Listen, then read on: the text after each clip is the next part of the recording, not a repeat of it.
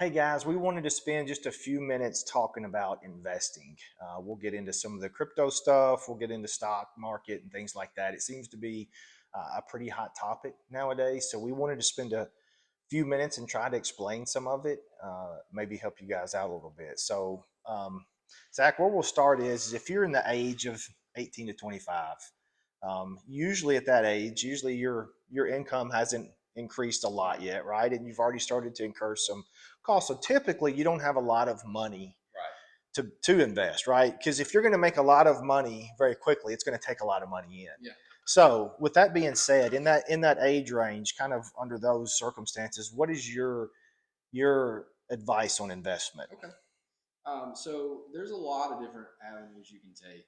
Of course, you could at 18 go ahead and open up a Roth IRA or a regular IRA, any sort of retirement vehicle if you so choose. And I do recommend a Roth IRA is great. You're putting after tax money into it, so you're not going to get taxed when you're older and you start withdrawing from it. So it's a tax free account essentially. But if you're just starting out with a little bit of money, what's great, like these investing avenues like M1 Finance, and even some of the bigger players like Fidelity and Charles Schwab do, it's pieces of whole shares. If someone wants to go out and buy a Tesla stock, as of today, it's trading at like 800. You might not have 800 bucks. You might have 20 bucks. And if you go through something like M1 Finance, you can buy a piece of that stock. It's incremental shares. And so I think that's great. And those companies, those newer trading companies like M1 Finance, Robinhood, things like that, those are great to play around with. Now, once you start getting into your mid 20s, you're making more money, you have more money to put in. I do recommend going with the big name people, Charles Schwab, Fidelity, Vanguard, those big hitter type Gotcha. places, because these other investment avenues, they are so new. Are they going to be around when you're 65? I don't know. Right.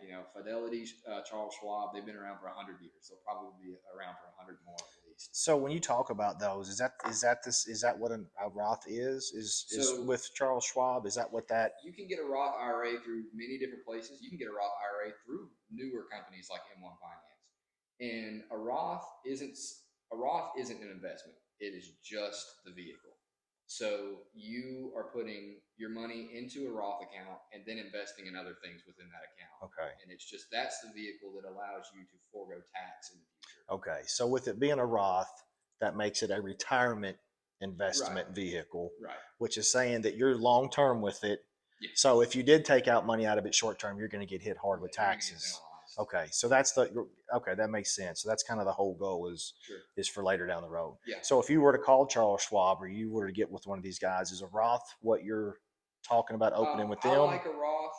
There are income limitations. Typically, 18-year-olds don't have to worry about that. There are contribution limits. You can, as of right now, you can only contribute $6,000 a year, which may seem, Yeah. crazy. Like, oh, I'll never be able to invest that much. As an 18-year-old, don't worry about that.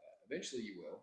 And even if you don't, the main advice that I have for anybody getting into investing is consistency and duration. If you can comfortably invest $25 a month for the rest of your life, do it. Don't do $500 this month and, well, now I can't invest for 6 months. You're not doing yourself any favors. Right. I would be much more willing to go the $50 a month every month for the next 40 years, which sounds crazy, but that duration of being in an account, that duration of being in a market, and just being consistent with how much you're able to put in, that is what makes the biggest difference. A couple $100 here, a couple $100 there. Just invest in what you get on your tax returns. That's not going to do you any favors. So basically, you would go to one of those companies' websites, right? And you would Yeah, you try can to go to their sign up websites. for an account, and then they would help you. You put the money in the Roth, and then they help you distribute it into a piece of Tesla and a piece of this, You can and do they put that. it. You can do it yourself. Okay. The most surefire way that I know of, I've done a lot of research on this. Um, there are things called index funds. And so basically you buy this index fund and it gives you a piece of everything in there.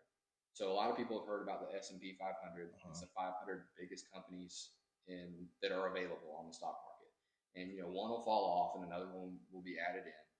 But this S&P 500 index fund, you buy the fund and it buys you a piece of every one of those companies instead of you going out and personally.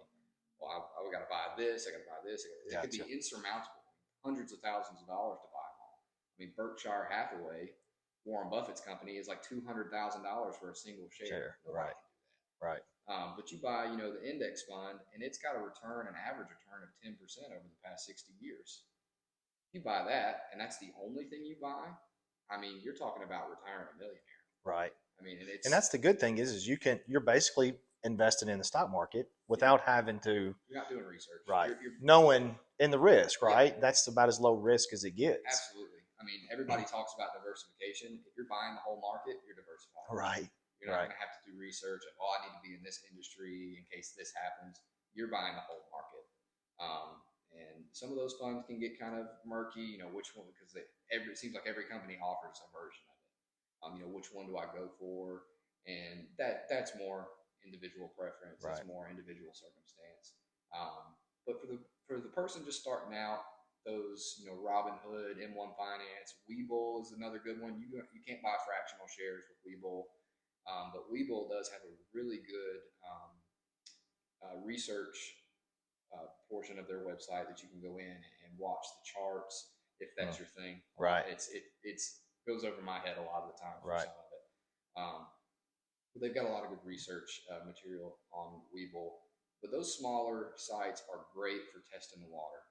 Is this even something I'm into? Can I get into this? And then you can move on to, okay, I do think I like this. I do want to do this for my future. Then you can move into those bigger accounts. Is there a minimum to start a Roth? No, there is not. There's not a minimum. A lot of times they want you to put, a certain amount in, or there's something with these funds called an expense ratio, which is how much they charge you for buying something. And if your account has a balance over a certain amount, they'll reduce that expense ratio. But typically, no, you can start with $1 if you want to. Okay, so if you were making $500 a month, even, you could go open up one of these accounts, set it to where it's drawing $25 a month, right?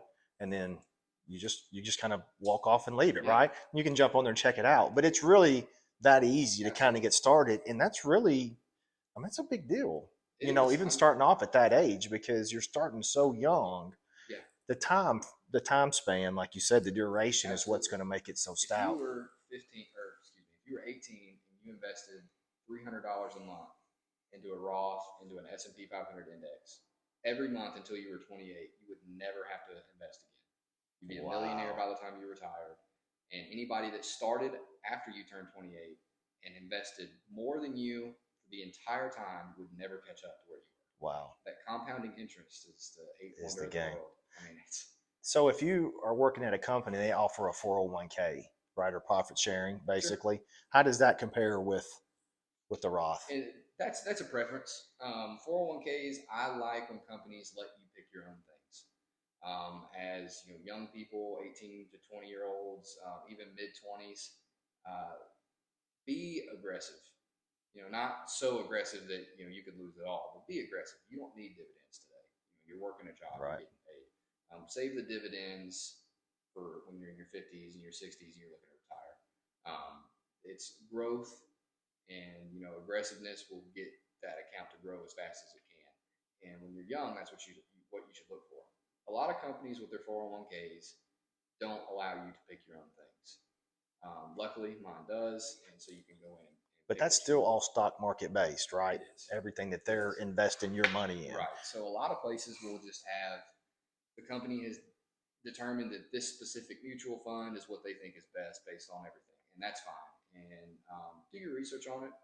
Look into it and see if you like that. And I mean, if they offer a money match, do it. It's free money. You're missing out on it. Right. With the 401k, that's the advantage, right? Yeah. You're putting in, and then the company's matching up to so many %, right? So they're just sometimes giving you up to $1 amount. Yeah. It may be, they'll match up to $10,000 a year. Some of these bigger companies are doing that. Yeah. And it's like, why wouldn't you at least put a little bit in and just double your money to gain that? Yeah, that makes total sense. So 401ks, a Roth, all that stuff's kind of based with the stock market. So I guess the next option is, and I know a lot of people are doing this here lately. You just hear a lot of talk. They're getting their app through E-Trade, Mm-hmm. right, or Robinhood, and they're buying stocks Yeah. outright, just buying stocks. What's So your thought on that? if you're going to do research on them, then great. I mean, if you're willing to, that's a lot of people are getting into day trading, Yeah, and you can make a lot of money day trading, lose even more.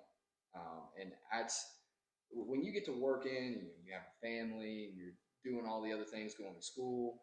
Day trading really takes the day. I mean, you really have to watch these things you and got to put in. stay really Yeah, close because anything that's going to be like probably a good move has got to happen very quickly, immediately. And you immediately. have to get out before everyone else starts Right. getting out. So So you're it's essentially watching the news you're all glued day. to it. Yeah, yeah, It's a full time job. Don't let anybody fool you. But yeah, if you're going to do the research, 6 months ago, I would have told you that you could make money every Monday morning on a Tesla call, but in today's market, you can't. right. But things just fluctuate so much. That's why I love for my IRA accounts, my nest egg. I love going with those tried and true options. Yeah, they Now, if I cover want the to play around with something, yeah, I'll go into a different account and see if I can do anything with it. But as far as what my retirement's going to be, I don't really want to mess with that. I don't want to jeopardize that at all. so just knowing what you know, just to try to put this into perspective, like if you were going to make, like say in 1 year you were going to make $50,000, how much money would you have to start with to get that? Because and where I'm going with that, I think a lot of people think that it's kind of a get rich quick deal, right? And Yeah. you can make some good money really quick. And my take, and you may disagree, you got to have quite a bit of money to be able to do that with, right? Yes, I do agree with you. I mean, if you put a couple $1,000s in that you're playing with, I Sure. mean, what kind of returns over the year? I mean, I know that's kind of a loaded question. I'm Yeah, just trying to give some. but I mean, it's not a get rich quick thing. If you follow, the tried and true, putting your money in like an S&P 500 fund, you're gonna get wealthy. I mean, it's if you're consistent and you're determined with it, eventually you will have a good amount of money. It's not gonna be tomorrow. It's not gonna be 10 years from now, Right. but it'll get there eventually when you need it to. There have been people that hit it big, just kind of a fluke event. Yeah. But you got to think these people, it takes money to make money. Right. If you've got these millionaires that put so much money into these big name stock like Microsoft, Amazon, and they move 1%, they just made a ton of money. But if you put a couple $100 in, you made $10. You Right. know, Right. so it's if you're looking to invest a couple $1,000 into a stock and make an enormous return, you either just got really lucky or you got some insider trading information Right. and could get in trouble on the Right. back end there. It does happen if you do enough research. You can probably find the diamond in the rough, find Mm-hmm. an undervalued company. But for But the it's still going to average, take. it's going to take a lot of time. The average person doesn't want to go into that. I mean, you're talking about people with master's degrees in finance that are figuring stuff out, and they're getting it wrong half the time. Right. Yeah, it's a tough It's ride. a tough one. Yeah. I like to play it safe. So lastly, we'll get into crypto. Okay. I mean, right, this year the Super Bowl, Yeah. like that was the most money advertisers spent was on crypto. Yeah. And it's digital currency and it's a little tough to wrap your mind around. It is. So maybe without getting into exactly what it is, let's speak more on just what your opinion on it is. Okay. My opinion is that it's risky. It's very new. There have been people that have made an enormous amount of money. The big players are obviously Bitcoin, Ethereum. There's a couple of other ones that have come up. There are some random little, cryptocurrencies that people are, Dogecoin is going to the moon or something like Yeah, that. yeah, They're like, yeah. oh, if you buy in, you get 1 million shares for $10. Okay, if you want to put $10 in it and maybe it'll turn into something, do what you want. But Because for it to turn into something, and tell me if I'm wrong, basically one of these cryptocurrencies, right, or many of them, I don't know, but at least one of them, the one that you happen to own, is going to have to start being accepted by yeah, a majority of the economy, right? Right. So a lot of these coins, like Bitcoin, for example, they're scarce. The, People do mine them and create more, but it takes a lot of time, and so there's a scarcity aspect to Okay, it. so rare, It's a right? supply and demand. So the less that are available, the higher in value they're going to be. It's the same idea with stock. If if Amazon only has 100 shares, they all start at $10. When it gets down to 50 shares, they're going to be up significantly because there's not as many to get. But the difference between stock and a cryptocurrency, a stock is connected to a company. You can see their yearly earnings. You can see if they're doing good. You can see if they're doing bad. Cryptocurrency just kind of seems to go up and down off of a whim. Bitcoin will drop $40,000 in a day. Not even really sure why. Yeah, and it's some company will buy a bunch of it, put some of their assets in it, and it'll go up a ton, and then they'll sell off because they know they're Hmm. buying a ton of it. And things like Bitcoin, it's just so hard to get into because they do cost like $45,000 a piece. Is cryptocurrency trying to replace the dollar? I mean, is it? Are they trying to make it like an international currency? I don't think it's trying to replace the dollar. I think it's looking to be an alternative. I've heard the analogy that Bitcoin and Ethereum are going to be the digital gold and silver. Okay. Now, I believe that when I see it. So in other words, you could go to McDonald's and they can take cash, credit, or crypto, right? Right. One of those. And I think what it's going to get into is when crypto does take off and becomes a little bit more sound of an investment option, is when it's a little bit easier to convert that into real money. Now it's finding a buyer, and eventually there will be some regulation on it. Whether you agree or disagree with that, it'll Yeah. happen. Yeah. And ultimately, for the investor, that's probably a good thing because if there is regulation on it, then that means that it's being at least acknowledged that it's a real thing. There are still the skeptics out there that you know they think that it's just completely unviable. And I mean, I mean, and just to think too, like for that to happen, it's going to start to hurt the banks, right? It's yeah, going to start, and to me personally, that's one of the things. That's one of the things I think is going to hold it back. It's yeah, because yeah, your billionaires out there don't want this stuff no, to right to right. happen. And I think for the crypto supporters out there, um, I'm indifferent on it Right. really. I mean, it's for that to be a really big thing. It's going to hurt everything else so bad to get to that point. Yeah. Right. Right. Like you said with the banks, I mean, it would have to get to the point where the dollar is worth absolutely nothing in order for that to be an actual replacement. Right. And then at that point, where are we? And all that's to say that even investing in it, even that is a feels like a long term Yeah, kind of play, it doesn't it? is. I mean, there are people that say that Bitcoin, would be worth close to $200,000 in the next couple of years. I hope they're right. But But then again, if you can't turn that into currency, what good, right, right? Like if you've got something that's for 200,000, but you can't do anything with it, yeah, you got to find somebody that wants to buy $200,000 right? worth of Bitcoin. Right. That doesn't do you a whole lot of good, does it? Yeah, I mean, and like I said, there have been many instances where Bitcoin has fell 50%, and if you've got life savings in that, you're looking pretty rough at that point. Is there any particular thing that could happen that you can think of to where you would take it more serious? You know what I mean? Like, is there a Um, Maybe the big players, like I said, like Bitcoin, Ethereum, and a couple of the other ones. Some of I think there's so many based off like animals, like Dogecoin and Shiba Inu and all these other yeah, things. I'm never going to take those seriously. Those are the scratch off tickets of the investment world. I mean, I'm sure people can make a couple of quick bucks off of it. And some people that are even watching this may have made a ton of money off right, of it and just right. want to And win. there's been a ton made. Yeah, and it's just luck of the draw, really. It's just complete chance. I think if Bitcoin or Ethereum did have a little bit more regulation, or they started to be accepted, Hmm. even if it's just online formats, if Right, it's I can go to Target and they're not going to accept it in store, right. but if I order on their website, they would accept it. Then yeah, I think you would see the price spike immensely, and then I think it would hold there.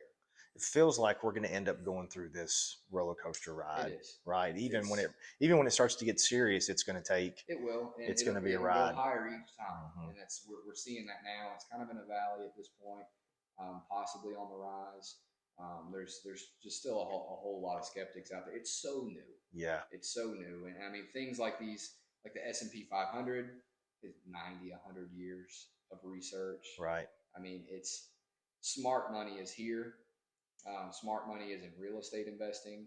Um, Cryptocurrency, I think it's here to stay. Yeah. I just think it will be decades before Right. it's a viable Yeah. option. It's hard to imagine it. I think you have to be naive to think that we're not going to that Oh yeah, at some point, it's a right? cashless society. Yes, Yeah, it is. it's happening Yeah. at some point for sure. So, anything else you can think of on that? I think really, when it comes to investing, any sort of retirement planning, you know, get a goal in mind, and don't let other people's goals affect you. You know, think, what's important to you. Don't put all the additional money you have into investing. You could lose it. It is a risk, no matter, even if you Hmm. just bought bonds, which are, essentially risk free, you still can lose There's money. still some risk. Yeah. And even if inflation outpaces you, and then it's not worth as much. Um, look 5 to 10 years ahead and see where you want to be. Yeah. Always stay looking about 5 years ahead. Don't compare yourself to others. Find what your goal is. When do you want to retire? Do you want to work until you're 65? Do you want to retire at 50? Finding those sort of things out, and at 18 you probably don't know, Right. but just keep that in the back of your mind. As you begin your career, as you start to work, as you start to put a little bit of money aside, maybe for retirement or just for whatever. Start thinking about these long-term things. When do I want to retire? How well do I want to live when I retire? Do I want to keep my standard of living? Do I want it to be better or worse? It all just really depends. Again, with investing, like anything to do with finance, it's a very personal thing. Hmm. What I want may not be what you want. Um, a good rule of thumb is most retirement accounts will earn about 7%, just over any given decade. Um, that's yearly, not like 7% in 10 years, but Right. Right. it'll average about 7% a year. And so a good rule of thumb is 4%. It will always be replenished. You'll never run out of money if you're only taking 4% out.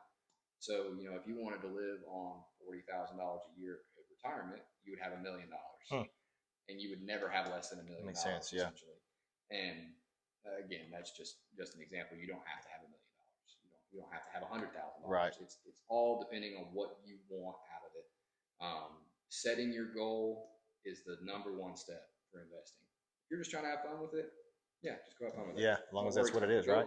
Go buy a Dogecoin if you want. I think the thing is just going back to the beginning, even if you want to do crypto and if you want to do some stock market trades and all that, man, that's great. But to me, it seems like why not at least get into a Roth for, like I said, $25 a month, Yeah, right at that age? Because, you'll thank yourself later. yeah, because then at least you've got something that's solid, right? Yeah. And then you can go back and, if you've got Oh some yeah, extra absolutely. money, then you can do You can play whatever. around. Yeah, yeah. Yeah, figuring out what your goal is. It's taking advantage of the age, Yeah. right, and the duration. Yeah, if you're starting at 18, you're gonna have such a leg up, even at $25 a month. Yeah. I mean, you would not believe. I mean, if you start at 18 and then quit when you're 30, and then I started when I'm 30 and didn't quit till I was 65, I wouldn't have as much money. Right, right. It's just that you just can't catch up. Well, guys, hopefully that answered a few questions. I know these topics, we're not experts. We wanted to touch on it a little bit to maybe help you out. Um, what I would suggest on the same page that the video was on is there's an inquiry on there where you can put your information in there and reach out to us. Zach is a certified CPA. He probably is an expert on this stuff. He messes with it a lot. He's here and he's willing to help anybody that needs any advice, whether it be a phone call or come by and sit down or whatever. So the main thing is we just want you guys to know that we're here to support you and help you any way that we can. So appreciate it. Yeah, absolutely. All right. Thanks.